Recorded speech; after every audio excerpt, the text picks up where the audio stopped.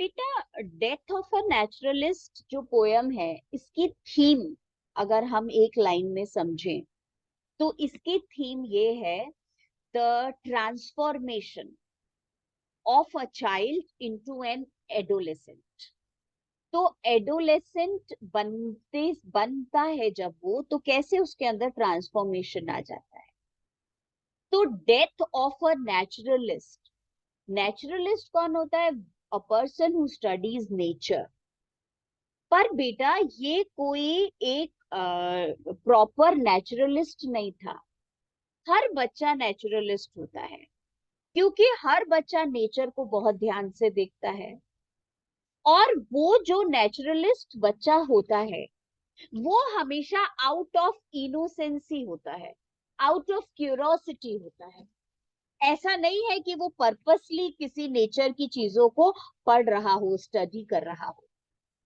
Death of a naturalist जो हमें poem पढ़नी है, उसमें हमने बोला नेचुरलिस्ट का मतलब a person who studies nature. और जो बच्चा बेटा नेचर को स्टडी करता है, he does not do it purposely, he does it as a matter of curiosity, as a matter of innocency. और यहाँ पर डेथ ऑफ अ नेचुरलिस्ट का मतलब है the transformation. So once that same child becomes an adolescent, then he is no longer innocent, he is no longer beta curious. He has his own world. He starts interpreting the things in his own way. तो इस poem का जो theme है वो transformation है। आपके ideas कैसे change हुए होंगे, आपके कॉन्सेप्ट्स कैसे चेंज हो गए होंगे, वो इन्होंने बताया है। बेटा पोएट ने बहुत अच्छी तरह से डिपिक्ट किया है। पर पोयम पढ़े उससे पहले हम पेज नंबर 17 पर आएंगे। और पेज नंबर 17 पर वो जो बॉक्स में हमारे को थोड़ा इंट्रोडक्शन दिया है, दैट वी विल, तो वो हमें और बेटा बैकग्राउंड दे देगा। Then we will start the poem. Among his best known works is Death of a Naturalist, his first major published volume। बड़ी फेमस बेटा पोएट की सेसम हेनी की ये पोएम है। It consists of 34 short poems. बेटा उसने पूरी एक बुक है उसकी पोएम्स की, जिसका नाम है डेथ ऑफ अ नेचुरलिस्ट। हमारे सिलेबस में तो एक ही पोएम दी है उसमें से। तो his first major published volume, volume मतलब बुक, और उस बुक में 34 शॉर्ट पोएम्स है and is largely concerned with childhood experiences. और सारी पोएम में उसने बच्चों का एक्सपीरियंस डिपिक्ट किया है। And the formulation of adult identities, और फिर ट्रांसफॉर्मेशन बेटा, फिर वही बच्चों का एक्सपीरियंस कैसे एक एडल्ट जब वो बनता है तो उसकी आइडेंटिटी बन जाती है। यही एक हमारी लाइफ की स्टेज से दूसरी स्टेज जाने के बारे में पोएट बता रहा है। Family relationships and rural life, और बेटा ये सारी की सारी चीजें खुद पोएट का चाइल्डहुड एक्सपीरियंसेस हैं, खुद पोएट के बेटा फैमिली रिलेशनशिप, सब कुछ उस बुक में जो पोएम्स है 34 उसमें डेपिक्ट हुआ है। Death of a naturalist the collection second poem, ये उस बुक की सेकंड पोएम है जो हमारे सिलेबस में है। Details the exploits of a young boy collecting frog spawn from a flax stem. तो बेटा फ्लैक्स जो होता है वो एक तरीके का फाइबर होता है। अब उसको बेटा पौधा हुआ, उसको पानी में जो है वो पूरा डीके करते हैं, सड़ा देते हैं उसको, फिर उसमें से जो है फाइबर निकलता है और फिर कपड़ा बनता है। तो बेटा ये फ्लैक्स डैम वो डैम है जहां पे ये फ्लैक्स फाइबर को, फ्लैक्स के बेटा पेड़ को, उसकी टहनियों को पानी में डुबोया जाता है बहुत लंबे टाइम के लिए, ताकि वो सॉफ्ट हो जाए और एज अ फाइबर यूज हो जाए, धागे के जैसे इस्तेमाल हो जाए। तुम तो जानते ही हो जहां पानी स्टैग्नेंट रहता है, जहां पानी ठहर जाता है, वहां पर बेटा इंसेक्ट्स हो जाते हैं। और इतने लंबे टाइम तक वो पानी पॉन्ड में ठहरा हुआ रहता है कि वहां फ्रॉग्स के एग्स भी हो जाते हैं। तो बेटा ये उसका डिपिक्शन है। नाउ एक्सप्लॉइट्स का मतलब हो गया बेटा हाउ ही विजिट्स। एक छोटा बच्चा जो कि फ्लेक्स डैम में जाता है, वो भी फ्रॉग के एग गंदे वाले उसको पकड़ने के लिए। The narrator remembers everything he saw and felt at those times. और उसे हर अपना बेटा ऑटोबायोग्राफिकल एक्सपीरियंस हमारे साथ शेयर करना था। एज अ चाइल्ड जब वो जाता था उसे कैसा लगता था, एज अ चाइल्ड जब वो वहां बेटा खेलता था तब उसे कैसा स्मेल आता था, और वो क्या खेल खेलता था, वो सब हमारे साथ बताएगा। Now, he then remembers his teacher telling him all about frogs in a section that speaks volumes about childhood innocency. और उसे अपने टीचर की बात याद भी आती थी और उन पे रिलाई भी करता था। जैसे बेटा चाइल्डहुड में बच्चे इनोसेंट होते हैं, जब वही बच्चे बड़े हो जाते हैं तो उन्हें अपने बचपन की बातें इनोसेंट लगती हैं। ऐसे ही पोएट को भी लग रही है कि वो कैसे अपनी टीचर की बातों पे यकीन करता था। Finally, we hear about a trip to the Flex Dam that went wrong. और होते होते बेटा एक दिन जब वो उस डैम में जाता है, उसी फ्लैक्स पॉन्ड के पास जाता है, उस दिन उसके थॉट्स बिल्कुल चेंज हो जाते हैं। He feels threatened by the grown up frogs. वो बेटा वहां पर फ्रॉग से भी डर जाता है, वो मेंढक जो वहां थे उनसे डर जाता है। His interest in nature has gone. और अब नेचर उसे इंटरेस्टिंग नहीं लग रहा, अब उसके दिल में डर आ गया है। ये है बेटा हमारा परसेप्शन जो चेंज हो गया जैसे ही हम एक एडोलेसेंट बन गए। क्यों? क्योंकि चाइल्डहुड के टाइम पर नॉलेज नहीं होती, इंटरप्रिटेशन नहीं होता। जब हम बड़े होते हैं नॉलेज मिलती है और बेटा साथ में हमारा इंटरप्रिटेशन होता है, तो हम गिल्टी भी फील करते हैं, हम बेटा सॉरी भी फील करते हैं, हम डरते भी हैं। ये सारे इमोशंस बाद में आ जाते हैं हमारे अंदर, क्योंकि हमारा व्यू पॉइंट चेंज होना शुरू हो जाता है। हम इंफॉर्मेशन को अपने दिमाग में प्रोसेस करने लग जाते हैं। नाउ ही फील्स थ्रेटन्ड, वो डर जाता है by the grown up frogs. His interest in nature has gone. This is the death of a naturalist suggested in the poems title. और बेटा वो नेचुरलिस्ट की जो क्यूरोसिटी है वो सब खत्म हो गई। अब बेटा हम आ जाते हैं हमारे नेक्स्ट वाले पे। तो नेचुरलिस्ट का मतलब मैंने लिख ही दिया बेटा, a person who has the spirit of exploration of a nature. All year, अब पोएम पढ़ रहे हैं बेटा, इसको देख लो ध्यान से। ये कहता है बेटा all year the flax dam festered in the heart. सबसे पहले ऑल ईयर, ऑल ईयर का मतलब लिखो बेटा a period which was well known, a period when the poet was very comfortable. तो ऑल ईयर का मतलब हो गया रेगुलरिटी, रिचुअल, पूरे साल। तो बेटा वो जाता ही था, लगभग हमेशा जाता था। कहाँ? उस फ्लैक्स पॉन्ड में। और जब ये वहां जाता है तो ये हमारे पोयम की शुरुआत करता है ऑल ईयर। ऑल ईयर मतलब बेटा पूरा साल। अब पूरा साल क्यों बोल रहा है वो? Because it was well known to him. उसे पता था पूरा साल क्या होता है, उसके लिए इतना कंफर्टेबल था वहां जाना। और बेटा वो इतना ज्यादा, जिसे बोलना चाहिए एक सेरेमनी की तरह उसे फुलफिल करता था। तो कहता है पूरा साल द फ्लैक्स डैम। ये बेटा कोई डैम नहीं है, ये एक पॉन्ड है। तो प्रॉपर डैम नहीं है, वो पॉन्ड बना रखा है। फ्लैक्स बेटा एक तरीके का फाइबर होता है, फाइबर क्रॉप होता है, जैसे कॉटन क्रॉप होता है ना, वैसे उसमें से फिर धागा बन के फिर कपड़ा बनेगा। तो बेटा फ्लैक्स डैम फेस्टर्ड, फेस्टर्ड का मतलब रॉटन। वो बेटा फेस्टर्ड का मतलब होता है फर्मेंटेड। वो उसको भिगो देते थे फ्लैक्स फाइबर क्रॉप को पानी के अंदर, और पानी ठहरा हुआ होता था तो कैसा रॉटन हो जाता है, डीके, गंदा वाला, बिल्कुल स्मेल आ रही होती है और गंदी सी जगह होती है। पर बच्चे को ये सब चीजें नहीं पता होती है ना, वो तो वहां जाता है बेटा रोज हमेशा। In the heart of the townland. अब बेटा in the heart of the townland का मतलब in the middle of the village. Townland का मतलब बेटा अ स्मॉल टाउन, और ये आयरिश पोएट है तो आयरलैंड का एक गांव है, उसके बीच में वो बता रहा है वहां एक फ्लेक्स डैम हुआ करता था और सारे साल वहां पे रॉट होता था फ्लेक्स पानी के अंदर। अब बेटा डिस्क्रिप्शन सुनो जरा, वो पूरा पानी कैसा लगता होता था और वो फ्लैक्स पॉन्ड कैसा लगता होता था। तो वो एग्जैक्टली फ्लैक्स पॉन्ड नहीं है, पॉन्ड है पर उसमें फ्लैक्स डिप्ड रहते हैं।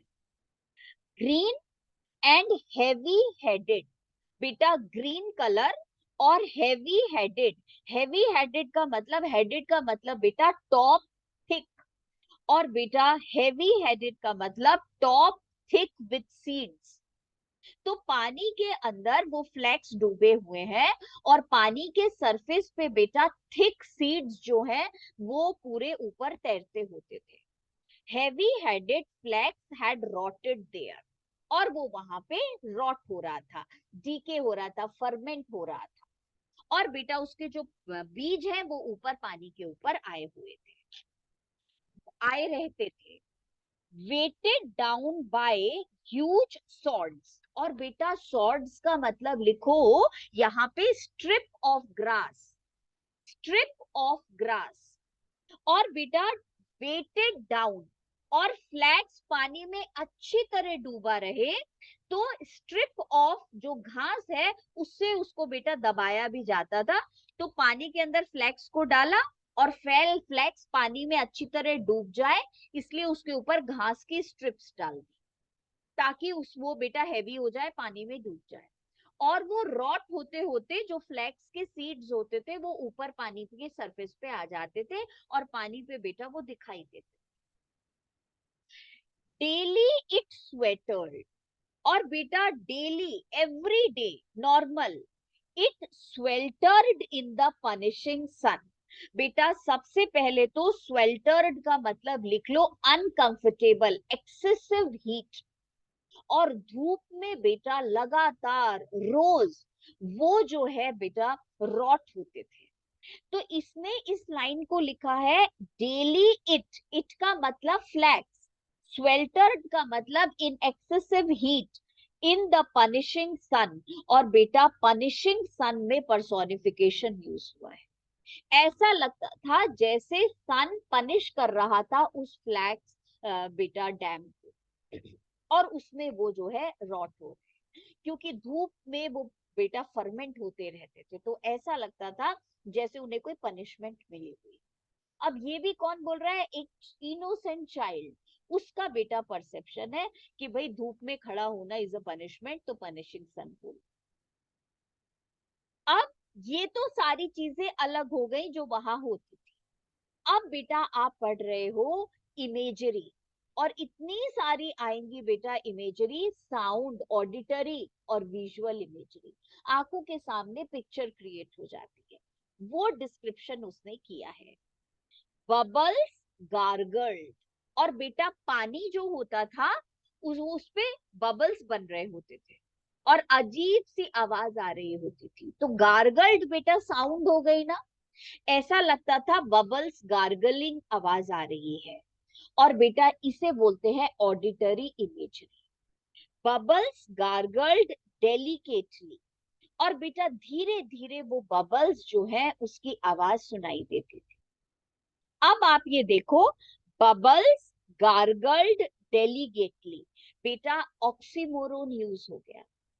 तो ऑक्सीमोरोन का मतलब opposite things about opposite characteristics of one thing. एक तरफ तो वो इतने डेलिकेट है और एक तरफ वो आवाज भी कर रहे हैं, ऑक्सीमोरोन हो गया बेटा। अपोजिट दोनों चीजें हो गई, जो चीज डेलिकेट है वो आवाज कहाँ से करेगी, और जो आवाज कर रही है वो डेलिकेट कहाँ हो गई। तो बेटा कहता है वो जो बबल्स हैं उनकी आवाज आती थी, वो पानी में जो बुलबुले से उठते रहते हैं। ब्लू बॉटल्स, बेटा blue bottles is blue flies, insects तो होंगे ही वहां पे। तो बेटा blue bottles वोव a strong gauge, gauge का मतलब network of sound around the smell, वो जो टिपिकल स्मेल होती थी उसमें बेटा आपको सुनाई देगी ये ब्लू फ्लाइज की आवाज भी। और आप आवाज किस किस की सुन रहे हो, वो बबल्स जो हो रहे हैं पानी के और ब्लू फ्लाइज उनकी आवाज।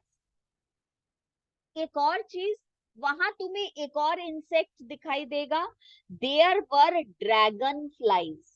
वो ड्रैगन फ्लाइज भी वहां उड़ती रहती थी गंदी सी, स्पॉटेड बटरफ्लाईज।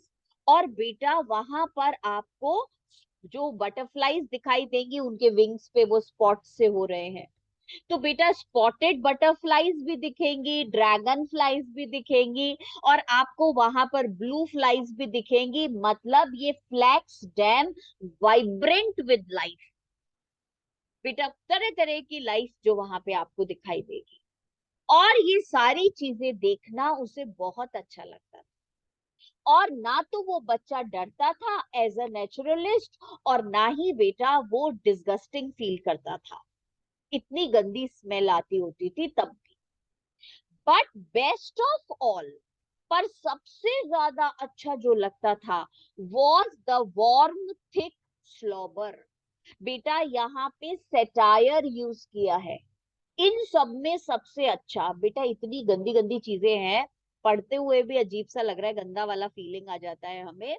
और वो बच्चे को ही कहता है सबसे अच्छा। मतलब ब्लू फ्लाइज भी अच्छी थी, मतलब वो ड्रैगन फ्लाइज भी बहुत मजेदार लगती थी, और बटरफ्लाइज भी बहुत अच्छी लगती थी, और वो बबल्स दिखते हुए भी पानी में बहुत अच्छे लगते थे, और वो गंदी वाली स्मेल भी अच्छी लगती थी। पर सबसे ज्यादा अच्छा जो लगता था वो था बेटा थिक स्लॉबर। स्लॉबर का मतलब लिखो thick coat, thick covering of eggs on water. Water के ऊपर वो जो एग्स हैं उसकी पूरी थिक कवरिंग। तो बेटा फ्रॉग के एग्स ऐसे छोटे छोटे होते हैं, और वो पूरा का पूरा पानी के ऊपर बेटा ऐसे सरफेस उन्होंने बनाया हुआ था, कवर जैसा बनाया हुआ था। वो तो उसे बहुत ही अच्छा लगता, छोटे छोटे एग्स जो पूरे के पूरे पानी के ऊपर कवर हो रहे हैं।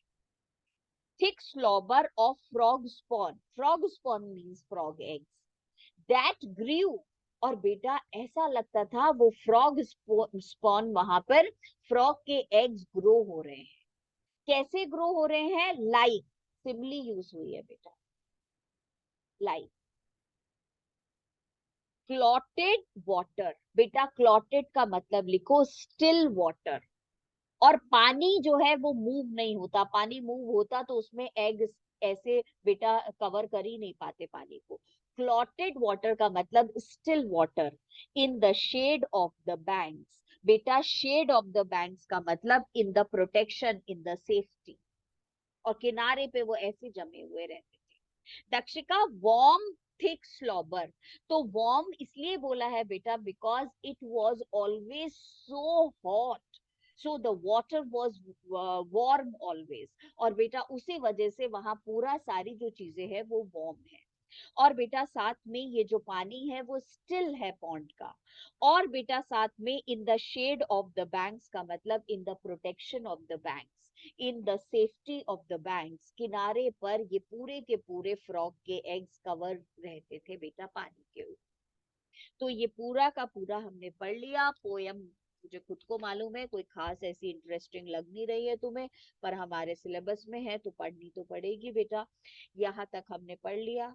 संडे को फिर एक्स्ट्रा ले लूंगी क्लास ताकि दशहरे पे आप फ्री हो जाए, और बेटा उसके बाद हम आगे वाला नेक्स्ट टर्म पर कराएंगे संडे वाला। ठीक है, लेकर के बैठना इसको। See you in the next. Thank you ma'am. Thank you ma'am. Thank you Thank you, ma'am. ma'am. Good night ma'am. Thank you हाँ मैम। बेटा, Drishti, the line of frog spawn that grew like, इस line का मतलब बेटा जो है वो समझ लो आप। एंड